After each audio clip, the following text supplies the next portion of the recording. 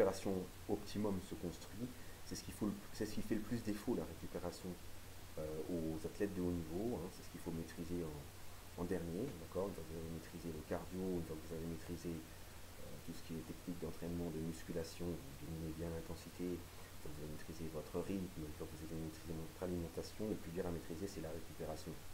C'est le dernier niveau, c'est la récupération. Ça paraît rien, mais on ne récupère pas n'importe comment, n'importe où, et en fonction de son état, on récupère différemment.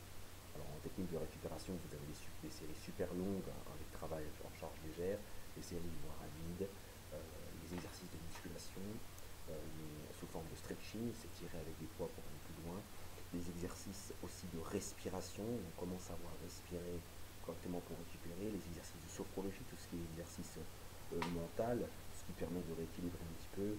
Vous avez en technique de récupération des techniques d'élimination de l'acide lactique à travers une hydratation correcte, après vos entraînements par exemple, de prendre du lait, ensuite d'une eau fortement minéralisée, ensuite une eau fortement déminéralisée dans un certain temps. Normalement, il faut laisser à peu près une demi-heure entre chaque, de façon à éliminer un maximum de déchets que vous avez créés pendant l'entraînement, d'éliminer absolument toutes les courbatures.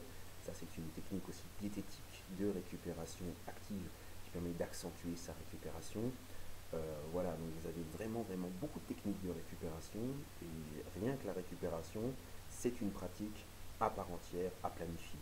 Bien souvent, dans une formation normale, on apprend à planifier par cycle, et dans ces cycles-là, de respecter 3 semaines d'entraînement et une semaine de récupération planifiée.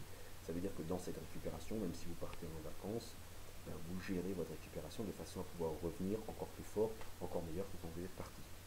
Donc ça, c'est un point important. Donc voilà, là on a fait un petit peu un mouvement global un petit peu sur ce qui était important à prendre en compte quand on fait varier son poids, pour faire varier son poids sans danger, que ce soit en termes de prise de masse ou en termes de sèche, de définition musculaire, ou simplement en termes de santé, pour dégraisser un peu l'organisme et pour mieux faciliter les échanges avec l'environnement extérieur et avec son environnement intérieur, l'alléger un petit peu, puisqu'il est prouvé que le sucre diminue l'espérance de vie.